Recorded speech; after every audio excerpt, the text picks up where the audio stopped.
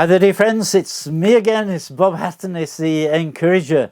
And I'm so excited that we continue our story of what God has given us, that we can continue to look in the great plan, what God has got for us. We've now looked at the first three generations of this household of faith. And what a motley crew, these three people: Abraham, the grandfather; Isaac, the son or the father; and then Jacob, the son or the grandson. And they have all got flaws and mistakes in their characters, and they did things wrong. They were blatantly dishonest and blatantly disobedient to God at one point or another. But do you know something? All through the Old Testament, God introduces himself as the God of Abraham, Isaac, and Jacob. He isn't ashamed of these guys who he called despite their flaws, because he had this virtue that God really appreciates, perhaps more than anything else, and it's the thing of faith. In the New Testament, the Bible tells us in Hebrews chapter 11 and verse 6, it says, without faith it's impossible to please God. He doesn't say it's difficult or it's not so easy. He says it's impossible. You cannot please God if you don't have faith. And these three guys, despite all their flaws, they had faith and they were pleasing to God. Now we come to the next generation.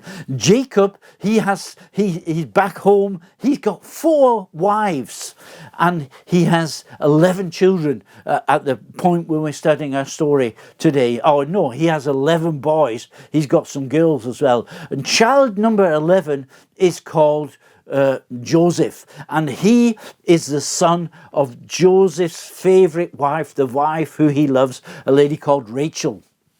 Now, Joseph was really advantaged.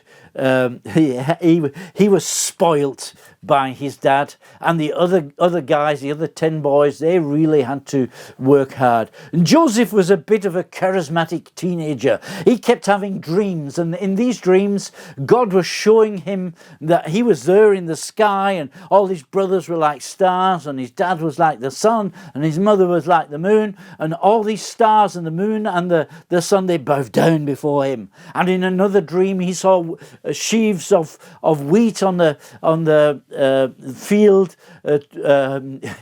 12 of them, his 10 brothers, his mother and his father, and they bowed down to Joseph. And that really annoyed the brothers. And the father, he wasn't too keen on these dreams either, if he was going to bow down in front of his son. But he promoted Joseph more than any others. The other brothers, they had to go on the fields. They had to take care of the sheep. Sometimes they had to go for a long way looking for pasture for the sheep. But Joseph, he stayed at home. He had an easy life. Now, one day, the parents said to Joseph, or Jacob said to Joseph, go and see where your brothers are. Tell them to come home. I want to speak to them.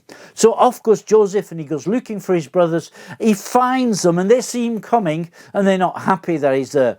And they make a plan. They decide that they're going to take off his cloak. His father had given him a special garment with all in different colours, and they take away this coat from him, and they rip it, and they put blood of one of the sheep on it, and they say, we'll tell our dad that Joseph has been killed. We can't kill him because he's our brother, but we'll tell our dad that a wild animal has killed him, and we'll sell him as a slave to one of these merchants that's come through him, that's going to Egypt. And that's what they do. And Jacob, when he finds out that, he starts to mourn. His heart is broken because Joseph is his favorite son. Jacob's heart is broken, and he starts to mourn the death of his son.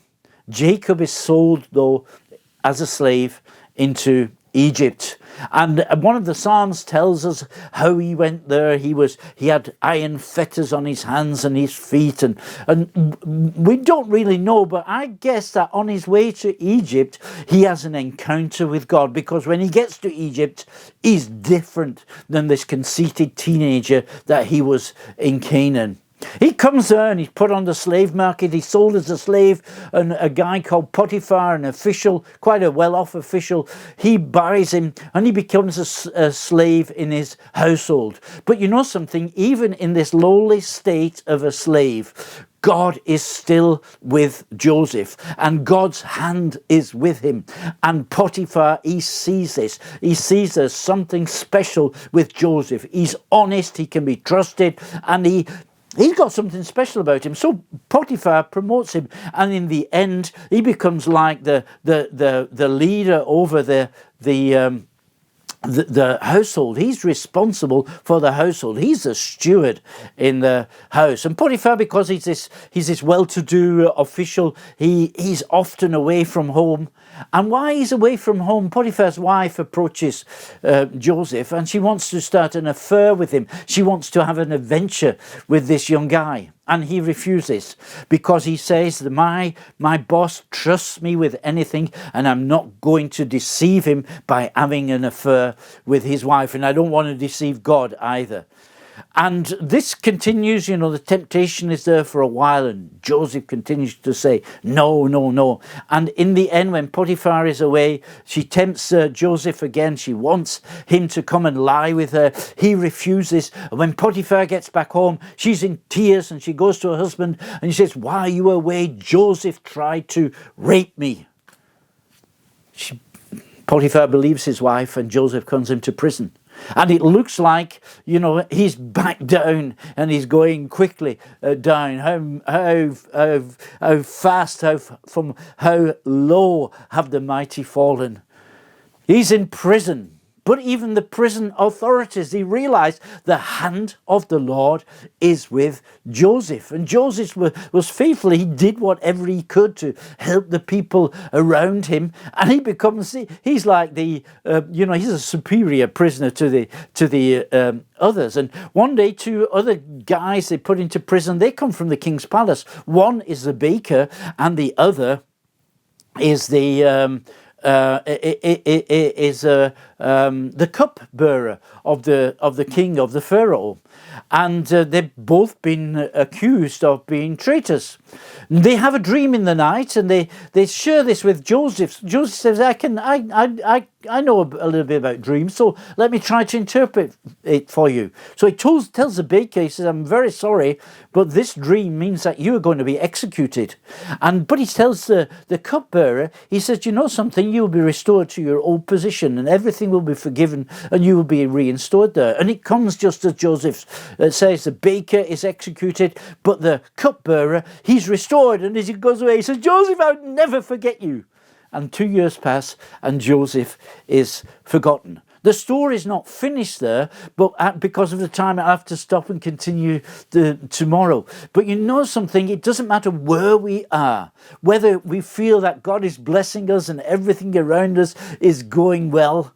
Yeah, God is there. But when things are difficult, when we're on the way down, that doesn't mean that God has left us. It doesn't mean that God has left go of us. It's not about our ability. It's not about whether we've done everything right or we've done some things wrong, but it's about God's faithfulness. God will never, ever leave us or forsake us, he tells us. So I don't know which situation you are in at the moment, and I know that many of us are beleaguered with this coronavirus and this sickness, this disease that's going around, but I want to encourage you that God is with you at this time. So hold tight on him and never give up. And we'll see how this story continues tomorrow. You're Bob Hatton, your encourager.